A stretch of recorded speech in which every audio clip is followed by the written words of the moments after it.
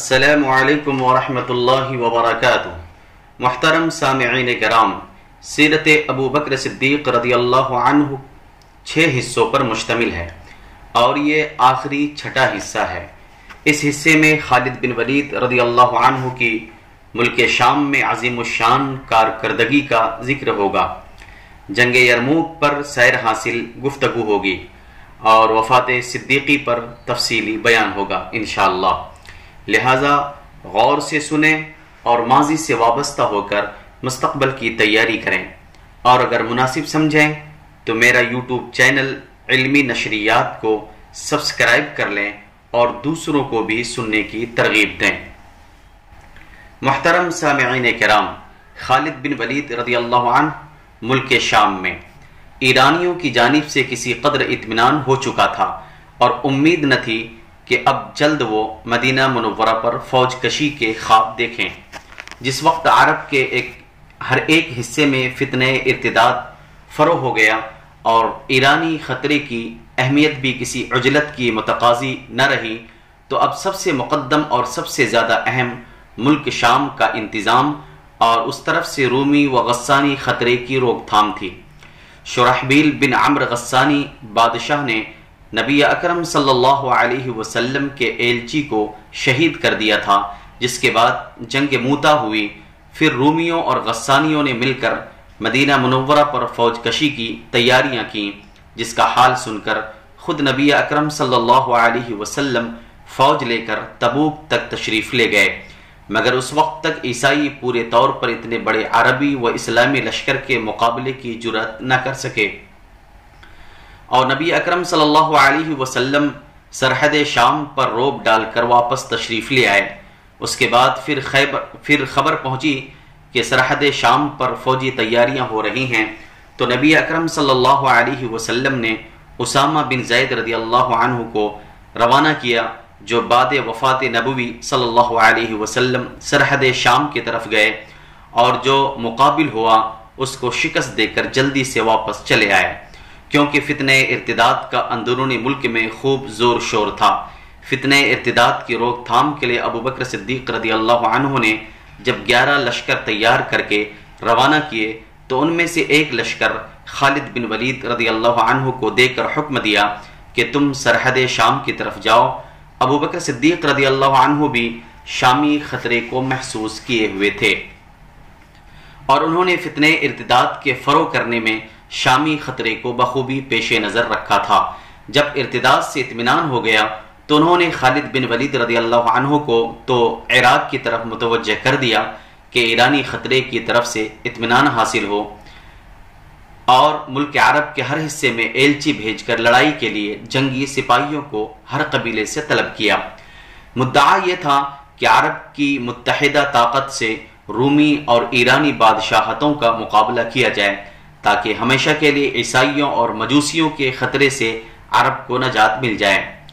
دوسرے عرب کے جنگجو قبائل جو خاموش بیٹھنے کے عادی نہ تھے، ان کو ہر حصے ملک سے طلب کر کے غیر مسلم دشمنوں کے مقابلے میں شام و عراق کی طرف بھیج دیا جائے، تاکہ عرب کے اتحاد و قوت اور اسلام کی مرکزی قوت کے لیے کسی اندرونی فتنے کا اندیشہ باقی نہ رہے۔ اندری صورت کہا جا سکتا ہے کہ فتنہ ارتداد بھی اسلامی فتوحات کا ایک بہت بڑا سبب تھا، اور ابو بکر صدیق رضی اللہ عنہ کی تدبیر رائے نے اسلامی عظمت و شوکت کی نشو و نما کے لیے وہ کام کیا جو ایک تجربہ کار اور ہوشیار مالی اپنے باغیچے کی سرسبزی کے لیے کر سکتا ہے۔ خالد بن ولید رضی اللہ عنہ کے ساتھ بہت تھوڑے سے آدمی تھے، لیکن وہ راستے سے صدیقی ہدایت کے موافق جس قدر مسلمان ہو سکے اپنے ہمراہ لیتے گئے۔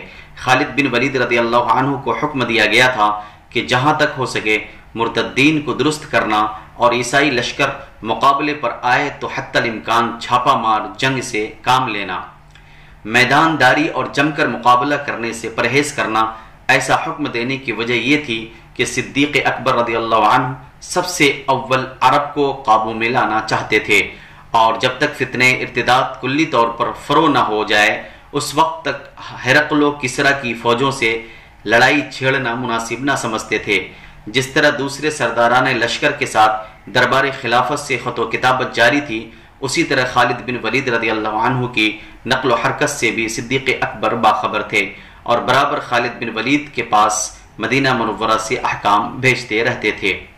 ہرقل نے اسلامی لشکر کے حدود شام میں موجود ہونے کی خبر سن کر اول سرحدی قبائل اور سرحدی رؤسا کو مقابلے کے لیے ابھارا، لیکن جب یہ چھوٹے چھوٹے رئیس اور عرب مستنصرہ کے قبائل اسلامی لشکر کے مقابلے میں مغلوب ہوتے گئے تو قیصر روم ہرقل نے حامان نامی رومی کو لشکر عظیم کے ساتھ آگے بڑھایا۔ جب عیسائی اور اسلامی فوجوں کا مقابلہ ہوا تو حامان کے لشکر کو شکست ہوئی اور مسلمانوں کے ہاتھ بہت سا مال غنیمت آیا۔ اس شکست کا حال سن کر ہرقل خود سلطنت قسطنطنیہ سے روانہ ہو کر ملک شام میں آیا اور تمام فوجوں کو جمع کر کے لڑائی کا اہتمام اس نے براہ راست اپنے ہاتھ میں لیا۔ خالد بن ولید کے خط سے یہ تمام کیفیت صدیق اکبر کو معلوم ہوئی، جس کا ان کو پہلے سے اندازہ تھا۔ اتفاقاً جس روز یہ خط مدینے میں پہنچا اسی روز اکرمہ بن ابی جہل رضی اللہ عنہ اپنی مہم سے فارغ ہو کر مدینے میں پہنچے تھے۔ ساتھ ہی ملک کے ہر حصے سے لڑائی کے لیے آمادہ اور جہاد فی سبیل اللہ کے لیے تیار ہو کر قبائل آنے شروع ہو گئے تھے۔ صدیق اکبر نے اکرمہ بن ابی جہل کو فوراً خالد بن ولید کی طرف روانہ کر دیا۔ ان کے بعد عمرو بن العاص رضی اللہ عنہ کو ایک لشکر دے کر روانہ کیا کہ خالد بن ولید اور ان کے ہمراہیوں کو ساتھ لیے ہوئے فلسطین کے راستے سے حملہ آور ہوں۔ ان کے بعد آئے ہوئے قبائل کی ایک فوج مرتب کر کے یزید بن ابی سفیان رضی اللہ عنہ کو سردار بنا کر روانہ کیا اور حکم دیا کہ تم دمشق کی طرف حملہ آور ہو۔ پھر ایک اور فوج ترتیب دے کر اس کا سردار ابو عبیدہ بن الجراح رضی اللہ عنہ کو بنایا اور حکم دیا کہ تم حمص کی جانب جا کر حملہ کرو۔ اسی عرصے میں شرحبیل بن حسنہ رضی اللہ عنہ عراق کی طرف سے مدینہ منورہ میں تشریف لائے تھے۔ صدیق اکبر نے ایک اور لشکر مرتب فرما کر اس کا سردار شرحبیل بن حسنہ رضی اللہ عنہ کو مقرر فرما دیا اور حکم دیا کہ تم اردن کی جانب سے حملہ کرو۔ اس طرح صدیق اکبر نے 4 لشکر مرتب فرما کر 4 مختلف راستوں سے ماہ محرم سن 13 ہجری میں روانہ کیے کہ ملک شام پر حملہ آور ہوں۔ معزز سامعین کرام، جب یہ چاروں لشکر حدود شام میں پہنچے اور ہرقل کو اس کی اطلاع ملی کہ عربوں نے 4 حصوں میں منقسم ہو کر 4 مقامات پر حملہ آوری کا قصد کیا ہے، تو اس نے بھی اپنے 4 سپہ سالاروں کو 4 عظیم الشان لشکر دے کر الگ الگ روانہ کیا۔ عمرو بن العاص رضی اللہ عنہ کے مقابلے کے واسطے اس نے اپنے حقیقی بھائی تزارق کو 90,000 فوج دے کر فلسطین کی طرف روانہ کیا۔ جرجہ بن نوذر کو 40,000 فوج دے کر یزید بن ابی سفیان کے مقابل دمشق کی سمت بھیجا۔ راقص نامی سردار کو 50,000 فوج کے ساتھ شرحبیل بن حسنہ کے مقابلے کو حمص کی طرف روانہ کیا۔ ہرقل نے اپنے 4 سرداروں کے ماتحت کل 2,40,000 فوج مسلمانوں کے مقابلے کی غرض سے روانہ کیا۔ حالانکہ مسلمانوں کے 4 لشکروں کا مجموعہ 30,000 کے قریب تھا۔ اس سے بخوبی اندازہ ہو سکتا ہے کہ ہرقل نے کیسی زبردست تیاریاں مسلمانوں کے استیصال کی پہلے سے کر رکھی تھی، لیکن اس میں تو شک نہیں کہ خود ہرقل اپنی ذات سے اس بات کا خواہش مند نہ تھا کہ ضرور مسلمانوں سے لڑے۔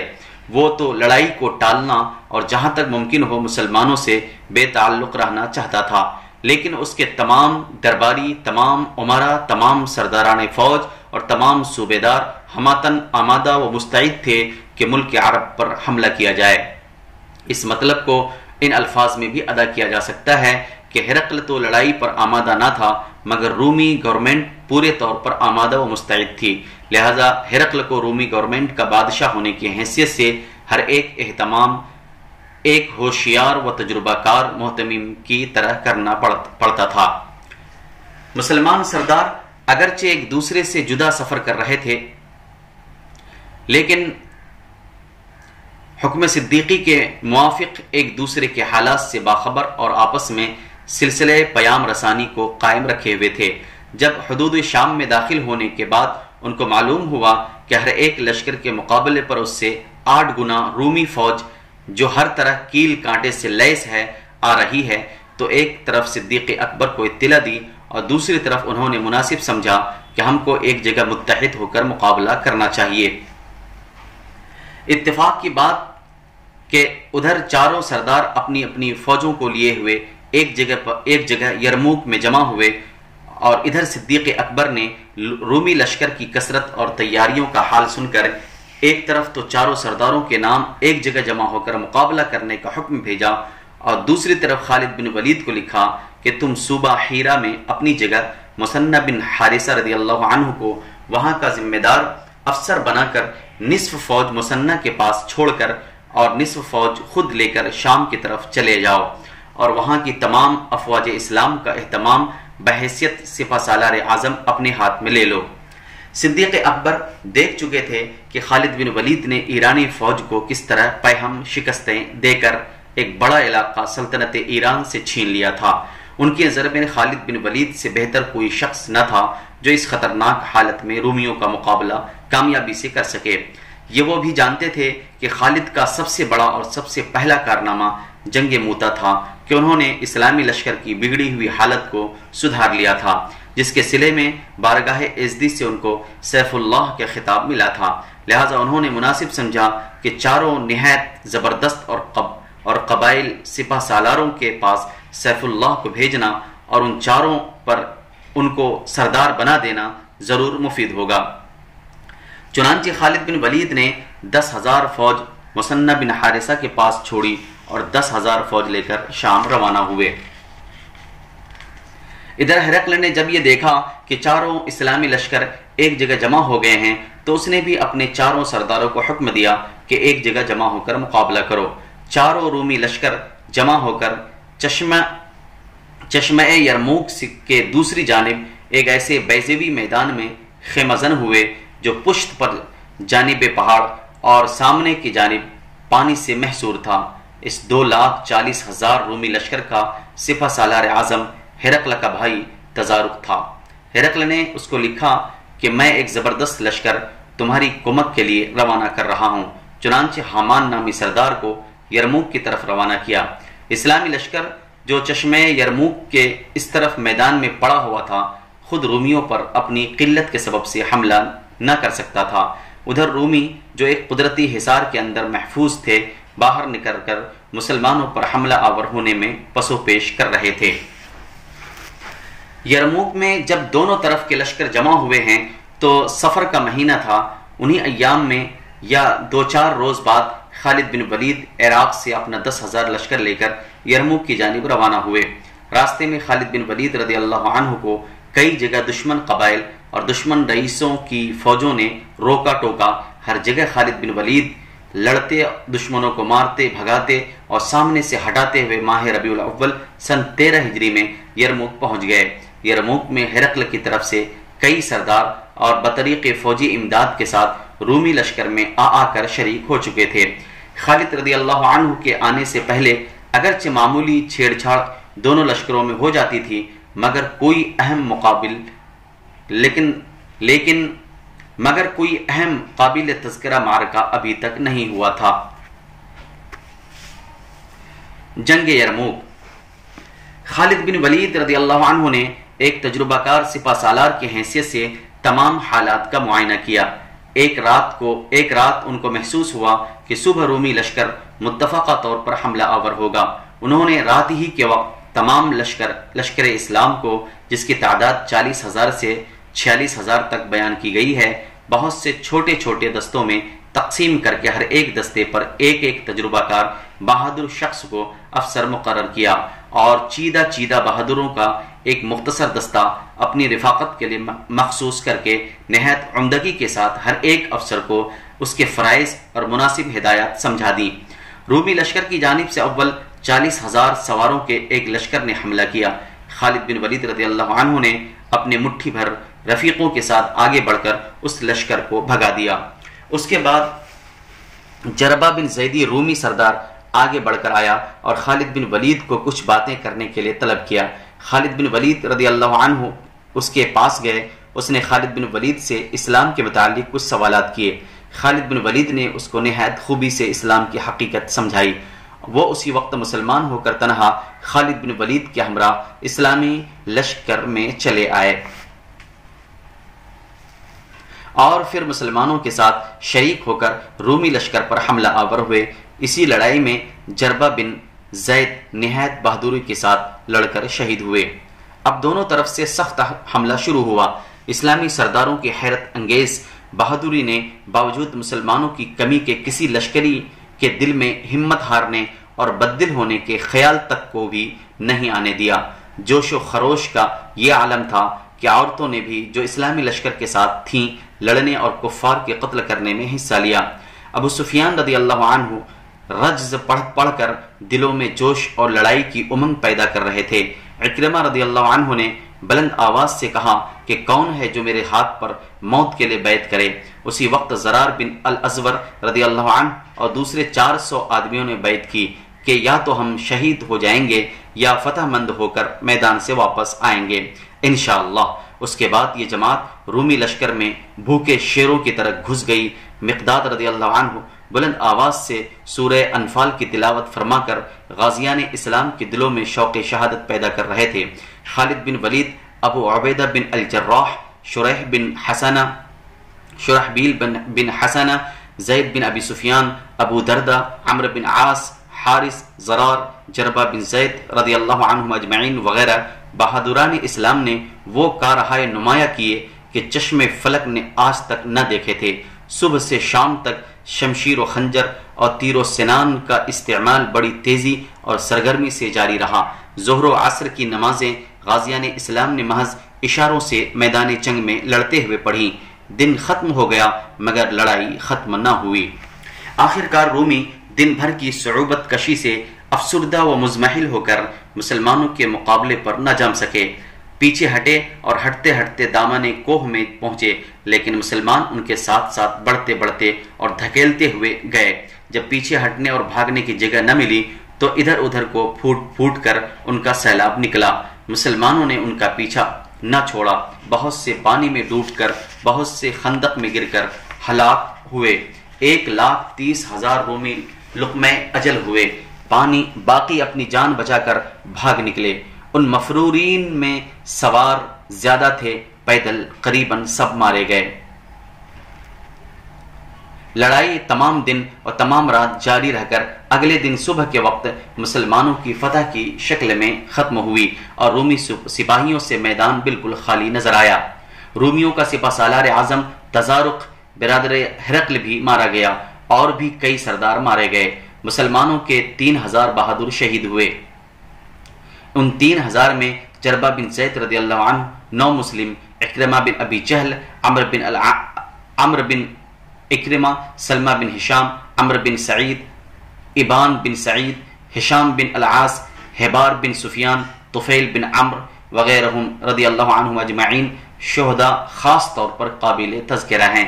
جنگ یرموک ربیع الاول یا ربیع الثانی سن 13 ہجری میں بیان کی جاتی ہے، مگر یہ صحیح معلوم نہیں ہوتا۔ جنگ یرموک یقیناً جمادی الثانی کی آخری تاریخوں میں ہوئی ہے۔ رومی لشکر کے یرموک میں آنے سے پہلے مسلمانوں نے بصرہ وغیرہ مقامات فتح کیے تھے۔ وفات صدیقی تک فتح یرموک کی خبر مدینے میں نہیں پہنچی تھی۔ یہ غیر ممکن تھا کہ فتح یرموک کی خبر 2-2.5 مہینے تک مدینے میں نہ پہنچتی۔ وفات صدیقی۔ شام کے ملک میں یرموک کی لڑائی نے قیصر ہرقل کو بدحواس بنا دیا تھا۔ جب یرموک کے بھاگے ہوئے سپاہی حمص میں ہرقل کے پاس پہنچے، جہاں وہ نتیجے جنگ کا انتظار کر رہا تھا، تو اپنے کئی لاکھ آہن پوش لشکر کا مٹھی بھر مسلمانوں کے ہاتھوں سے تہس نہس ہونا سن کر ششدر رہ گیا اور فوراً حمص سے روانہ ہو کر کسی دوسرے مقام کی طرف چل دیا۔ جاتے ہوئے یہ حکم دے گیا کہ دمشق اور حمص کو اچھی طرح قلعہ بند اور مضبوط کر لیا جائے۔ مسلمان یرموک سے بڑھ کر دمشق کا محاصرہ کر چکے تھے۔ شام کے ملک پر گویا مسلمان قابض و متصرف ہو ہی چکے تھے یا ہونے والے تھے۔ ہرقل کی کمر یرموک میں ٹوٹ چکی تھی اور اب بجائے اس کے کہ رومی عرب کی طرف نظر اٹھا کر دیکھتے، ان کی نگاہوں میں خود اپنی موت و ہلاکت پھرنے لگی تھی۔ اس طرح عراق کا زرخیز وسیع حصہ مسلمانوں کے قبض و تصرف میں آ چکا تھا۔ اسلامی حکومت ملک عرب میں مستقل و پائیدار ہو کر ایران اور روم کی سرحدوں کو پیچھے ہٹانے اور خود وسیع ہونے میں مصروف ہو چکی تھی۔ شروع ماہ جمادی الثانی سن 13 ہجری میں ابو بکر صدیق رضی اللہ عنہ بعارض تب مبتلا ہوئے۔ 15 روز برابر شدت کا بخار رہا۔ جب آپ کو یقین ہوا کہ وقت آخر آ پہنچا ہے تو آپ نے سب سے پہلے عبد الرحمن بن عوف رضی اللہ عنہ کو بلا کر خلافت کے متعلق مشورہ کیا۔ عبد الرحمن بن عوف رضی اللہ عنہ سے آپ نے فرمایا کہ عمر کی بابت تمہارا کیا خیال ہے؟ انہوں نے کہا کہ عمر کے مزاج میں سخت گیری زیادہ ہے۔ آپ نے فرمایا کہ عمر کی سختی کا سبب صرف یہ ہے کہ میں نرم طبیعت رکھتا تھا۔ میں نے خود اندازہ کر لیا ہے کہ جس معاملے میں نرمی اختیار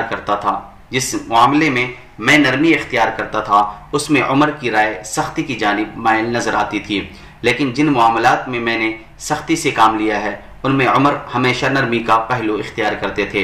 میرا خیال ہے کہ خلافت ان کو ضرور نرم دل اور معتدل بنا دے گی۔ اس کے بعد آپ نے عثمان غنی رضی اللہ عنہ کو بلا کر یہی سوال کیا۔ انہوں نے جواب دیا کہ عمر رضی اللہ عنہ کا باطن ان کے ظاہر سے اچھا ہے اور ہم میں سے کوئی ان کے مرتبے کو نہیں پہنچ سکتا۔ پھر آپ نے علی رضی اللہ عنہ کو بلا کر یہی سوال کیا۔ انہوں نے بھی وہی جواب دیا جو عثمان غنی رضی اللہ عنہ دے چکے تھے۔ اس کے بعد طلحہ رضی اللہ عنہ تشریف لے آئے۔ آپ نے ان کے سامنے بھی فرمایا کہ میرا ارادہ ہے کہ اپنے بعد عمر فاروق رضی اللہ عنہ کو مسلمانوں کا خلیفہ مقرر کر جاؤں۔ طلحہ رضی اللہ عنہ نے کہا کہ آپ اللہ تبارک و تعالیٰ کو کیا جواب دیں گے کہ آپ نے رعیت کے ساتھ کیسا معاملہ کیا؟ یہ سن کر آپ نے فرمایا کہ مجھ کو اٹھا کر بٹھا دو۔ چنانچہ آپ کو بٹھایا گیا۔ آپ نے فرمایا کہ میں اللہ تبارک و تعالیٰ کو جواب دوں گا کہ میں نے تیری مخلوق پر تیری مخلوق کے بہترین شخص کو خلیفہ مقرر کیا ہے۔ یہ سن کر طلحہ رضی اللہ عنہ خاموش ہو رہے۔ پھر آپ نے عثمان غنی رضی اللہ عنہ کو بلا کر وصیت نامہ لکھنے کا حکم دیا۔ شدت علالت کی وجہ سے ابو بکر صدیق رضی اللہ عنہ رک کر بولتے جاتے اور عثمان غنی رضی اللہ عنہ لکھتے جاتے۔ اس وصیت کا مضمون یہ تھا، سماعت فرمائیں۔ یہ وصیت نامہ یہ وہ عہد ہے جو ابو بکر خلیفہ نے اس وقت کیا ہے جبکہ اس کا آخری وقت دنیا میں اور اول وقت آخرت کا ہے۔ ایسی حالت میں کافر بھی ایمان لے آتا اور فاجر بھی یقین لے آتا ہے۔ میں نے تم لوگوں پر عمر بن خطاب رضی اللہ عنہ کو مقرر کیا ہے اور میں نے تم لوگوں کی بھلائی اور بہتری میں کوتاہی نہیں کی، بس اگر عمر نے عدل و صبر سے کام لیا تو یہ میری اس کے ساتھ واقفیت تھی، اور اگر برائی کی تو مجھ کو غیب کا علم نہیں ہے، اور میں نے تو بہتری و بھلائی کا قصد کیا ہے، اور ہر شخص کو اپنے نتائج اعمال سے سابقہ پڑتا ہے۔ اعوذ باللہ من الشیطان الرجیم وَسَيَعْلَمُ الَّذِينَ ظَلَمُوا أَيَّ مُنْقَلِبٍ يَنْقَلِبُونَ۔ جنہوں نے ظلم کیا ہے عن قریب دیکھ لیں گے کہ کس پہلو پر پھیرے جاتے ہیں۔ محترم سامعین کرام، صدیق اکبر رضی اللہ عنہ کا آخری خطبہ سماعت فرمائیں۔ جب یہ تحریر لکھی جا چکی تو آپ نے حکم دیا کہ لوگوں کو پڑھ کر سنا دو۔ پھر خود ہی اسی شدت مرض کی حالت میں باہر تشریف لائے اور مسلمانوں کے مجمع کو مخاطب کر کے فرمایا، میں نے اپنے کسی عزیز رشتہ دار کو خلیفہ نہیں بنایا، اور میں نے صرف اپنی ہی رائے سے عمر فاروق کو خلیفہ نہیں بنایا، بلکہ صاحب الرائے لوگوں سے مشورہ کر لینے کے بعد خلیفہ بنایا ہے۔ پس کیا تم اس شخص کے خلیفہ ہونے پر رضامند ہو جس کو میں نے تمہارے لیے انتخاب کیا ہے؟ یہ سن کر لوگوں نے کہا کہ ہم آپ کے انتخاب اور آپ کی رائے کو پسند کرتے ہیں۔ پھر صدیق اکبر رضی اللہ عنہ نے فرمایا کہ تم کو چاہیے کہ عمر فاروق کا کہنا سنو اور اس کی اطاعت کرو۔ سب نے اقرار کیا۔ اس کے بعد عمر فاروق رضی اللہ عنہ کو مخاطب کر کے فرمایا کہ اے عمر، میں نے تم کو اصحاب رسول اللہ صلی اللہ علیہ وسلم پر اپنا نائب بنایا ہے۔ اللہ تبارک و تعالی سے ظاہر و باطن میں ڈرتے رہنا۔ اے عمر، اللہ تبارک و تعالی کے بعض حقوق ہیں جو رات سے متعلق ہیں، ان کو وہ دن میں قبول نہیں کرے گا۔ اسی طرح بعض حقوق دن سے متعلق ہیں جن کو وہ رات میں قبول نہیں کرے گا۔ اللہ تبارک و تعالی نوافل کو قبول نہیں فرماتا جب تک کہ فرائض ادا نہ کیے جائیں۔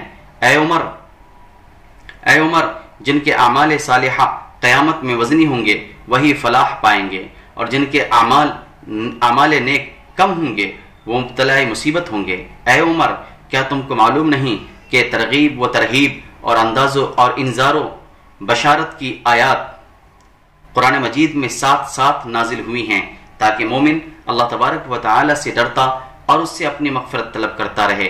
اے عمر، جب قرآن میں اہل نار کا ذکر آئے تو دعا کرو کہ الہی تو مجھے ان میں شامل نہ کرنا، اور جب اہل جنت کا ذکر آئے تو دعا کرو کہ الہی تو مجھے ان میں شامل کر۔ اے عمر، تم جب میری ان وصیتوں پر عمل کرو گے تو مجھے گویا اپنے پاس بیٹھا ہوا پاؤ گے۔ یہ تحریر اور وصیت وغیرہ کی کارروائی 22 جمادی الثانی سن 13 ہجری بروز دوشنبہ عمل میں آئی۔ 22 اور 23 جمادی الثانی کے درمیانی شب میں جو شب سہ شنبہ تھی بعد مغرب بعمر 63 سال آپ کا انتقال ہوا اور عشاء سے پہلے دفن کر دیے گئے۔ 2.25 سال آپ نے خلافت کی۔ مکے کے عامل عتاب بن اسید رضی اللہ عنہ نے بھی مکے میں اسی روز انتقال کیا جس روز ابو بکر صدیق رضی اللہ عنہ نے عمر رضی اللہ عنہ کی خلافت کے لیے تحریر لکھوائی اور مسلمانوں کو اس کی اطلاع دی۔ وہ صدیق اکبر کی زندگی کا آخری دن تھا۔ اسی روز بعد تکبیر تحریر مثنى بن حارثہ رضی اللہ عنہ جو حیرہ یعنی عراق سے مدینہ کی طرف روانہ ہوئے تھے، مدینہ منورہ پہنچے۔ وہاں عراق کی یہ صورت پیش آئی تھی وہاں یعنی عراق میں یہ صورت پیش آئی تھی کہ جب خالد بن ولید رضی اللہ عنہ نصف فوج خود لے کر اور نصف مثنى بن حارثہ کے پاس چھوڑ کر شام کی طرف روانہ ہو گئے تو بہمن جادویا ایرانی سپہ سالار یہ سمجھ کر کہ اب خالد بن ولید کی غیر موجودگی میں مسلمانوں کا اس ملک سے نکال دینا آسان ہے، ایک لشکر عظیم لے کر آیا۔ مثنى بن حارثہ نے حیرہ سے چل کر بابل کے قریب اس ایرانی لشکر کا استقبال کیا۔ جنگ عظیم برپا ہوئی۔ بڑے کشت و خوں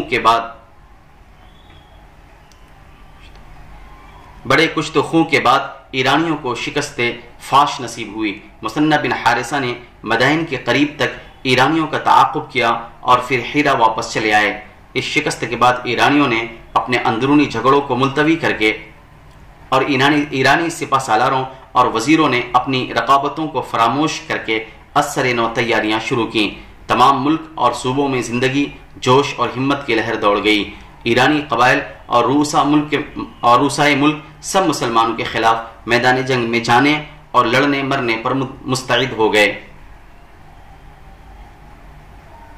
مثنى رضی اللہ عنہ نے جب ایرانیوں کی جنگی سرگرمیوں کے حالات سنے تو ان کو اپنی قلت فوج کے تصور سے پریشانی ہوئی، لہذا وہ بشیر بن خثامہ رضی اللہ عنہ کو اپنی جگہ مقرر کر کے خود عاصم مدینہ ہوئے کہ خلیفۃ الرسول کو زبانی بالتفصیل تمام حالات سنائیں اور اس موقع کی اہمیت و نزاکت سمجھائیں۔ مثنى رضی اللہ عنہ جب مدینہ میں پہنچے تو صدیق اکبر رضی اللہ عنہ کی زندگی کے صرف چند گھنٹے باقی تھے۔ انہوں نے مثنى رضی اللہ عنہ سے تمام سوالات سنے اور عمر فاروق رضی اللہ عنہ سے فرمایا کہ تم مثنى کے ساتھ فوج جمع کر کے ضرور اور جلد روانہ کرنا۔ جب عمر رضی اللہ عنہ آپ کے پاس سے باہر نکلے تو آپ نے فرمایا، اے اللہ، میں نے عمر کو مسلمانوں کی بہتری اور فتنہ و فساد کے خطرے کو دور کرنے کے لیے اپنے بعد خلیفہ منتخب کیا ہے۔ میں نے جو کچھ کیا ہے مسلمانوں کی بھلائی کے لیے کیا ہے۔ تو دلوں کے حال سے خوب واقف ہے۔ میں نے مسلمانوں سے مشورہ بھی لے لیا ہے اور ان میں سے اس شخص کو جو سب سے بہتر، قوی اور مسلمانوں کی بھلائی چاہنے والا ہے اور امین ہے ان کا والی بنایا ہے۔ پس تو میرا خلیفہ ان میں قائم رکھ۔ وہ تیرے بندے ہیں اور ان کی پیشانی تیرے ہاتھ میں ہے۔ ان کے والیوں کو نیک بنا اور عمر رضی اللہ عنہ کو بہتر خلیفہ بنا اور اس کی رعیت کو اس کے لیے اچھی رعیت بنا دے۔ علی رضی اللہ عنہ کے تأثرات۔ جس وقت ابو بکر صدیق رضی اللہ عنہ کی خبر وفات مدینے میں پھیلی، تمام شہر میں کوہرام و تلاطم برپا ہو گیا اور وفات نبوی کے دن کا نقشہ دوبارہ لوگوں کی نگاہوں میں پھرنے لگا۔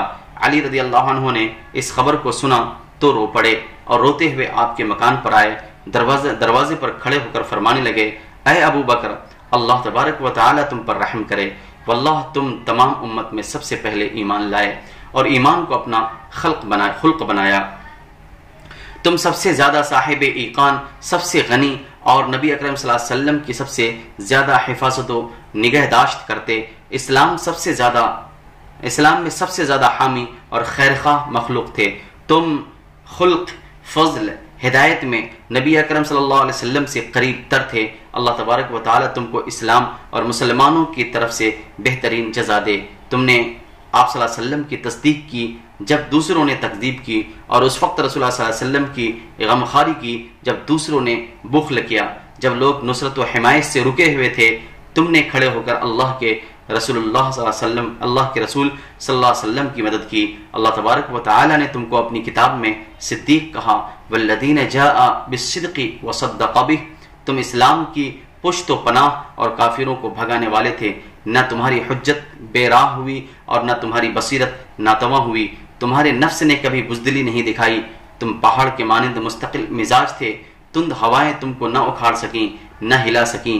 تمہاری نسبت نبی اکرم صلی اللہ علیہ وسلم نے فرمایا کہ ضعیف البدن قوی الایمان منکسر المزاج، اللہ کے نزدیک بلند مرتبہ زمین پر بزرگ مومنوں میں بڑے ہیں۔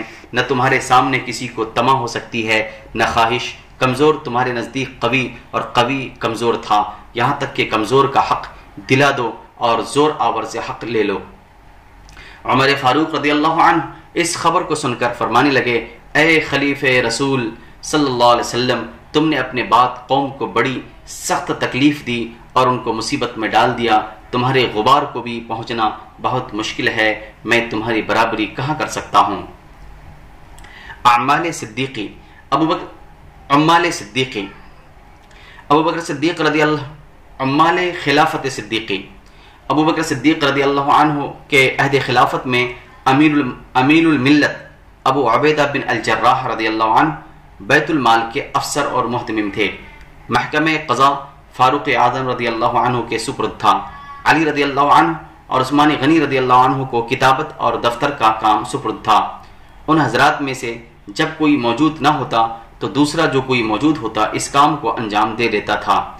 مکہ مکرمہ میں عتاب بن اسید رضی اللہ عنہ عامل تھے، جن کا انتقال اسی روز ہوا جس روز ابو بکر صدیق رضی اللہ عنہ نے وفات پائی۔ طائف کے عامل عثمان بن العاص رضی اللہ عنہ تھے۔ صنعاء میں مہاجر بن امیہ رضی اللہ عنہ اور حضرموت میں زیاد بن لبید رضی اللہ عنہ عامل تھے۔